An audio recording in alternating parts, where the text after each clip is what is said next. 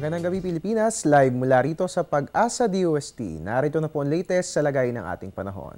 Mga kababayan, bahagya nga pong humina si Bagyong Jose. Ngayon nga pong alas 4 ng hapon, huli po nating namataan ang nasabing bagyo 840 kilometers east-southeast ng Apari, Cagayan. Taglay po ang lakas ng hangin na 165 kph at pagbugso na aabot ng 200 kph. Kumikilos po ito sa bagong direksyon, no? North-northwest na po ang kanyang direksyon at ito nga po ay sa bilis na 11 kph. Sa ngayon, no, gaya ng ating nakikita, masyado namang malayo itong bagyo dito po yan sa ating bansa para direktang makaapekto at hindi naman din ito inaasang maglalandfall. Pero ganun pa man, pag-iibayuhin po nito yung hanging habagat na siyang magdadala ng mga pag-ulan or rather magdadala ng monsoon rains. Diyan po yan sa Ilocos at ganun din sa Central Luzon. Dito po sa atin sa Metro Manila at sa titirang bahagi ng Luzon, asahan po natin na makararanas nga po tayo ng occasional rains. Diyan naman po sa Visayas at ganun din sa Caraga, asahan po natin na makararanas po tayo ng light to moderate rain showers and thunderstorms habang ang natitirang bahagi ng ating bansa,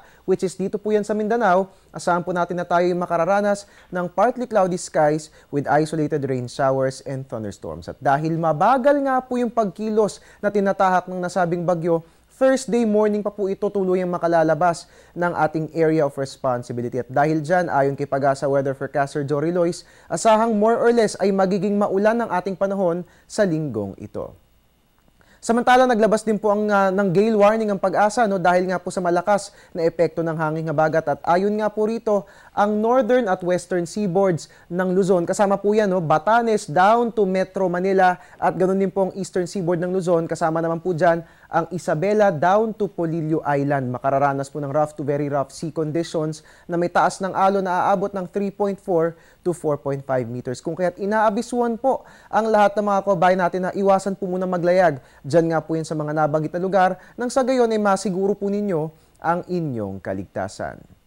Para sa ating World Weather News, Tropical Storm Bertha nananalasa ngayon sa Bahamas. Dahilan para maglabas ng tropical storm warning sa east coast ng Estados Unidos. Sa kabutihang palad, hindi naman ito inaasang makakaapekto sa kalupaan ng Bahamas at ito'y tatawid lamang sa pagitan ng East Coast at Bermuda.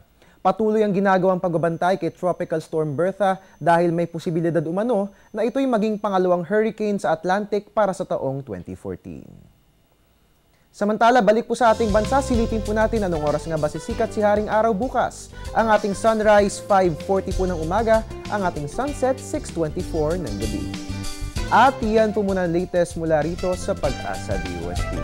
Ang tabayanan po susunod kong update, mamaya po yan sa News Live, dito lamang po yan sa People's Television.